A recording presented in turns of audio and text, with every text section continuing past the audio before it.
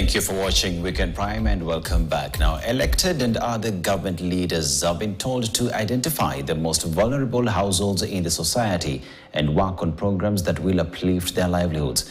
Director of Ahadi Kenya Stanley Kamau observed that there are extreme poor families in the country who don't benefit from any government empowerment program.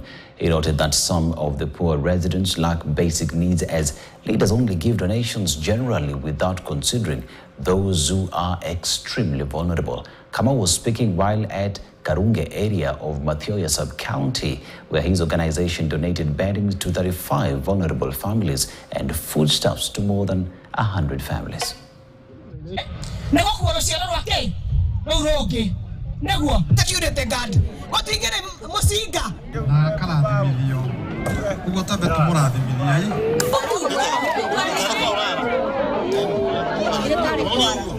Na nitasema hii kwa pastirede na sekedirede. Niseme iwakuja kijiji. Shida ni ile tu ilikuwa kwa huko Geshagi. Abaya ya kukosa brageti, abaya ya kukosa kitanda.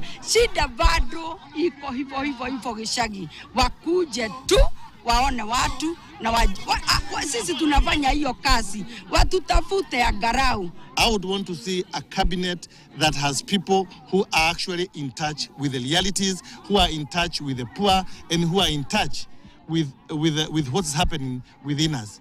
When people come for votes, they don't actually even consider or even to imagine where those voters have come from. Some of them have not eaten, some of them have not even slept. So I think it's a high time the president considers people who are actually in touch with the reality and people who are in touch with Wanjiko. Meanwhile, Nyeri Governor Mutahi Kahiga has applauded President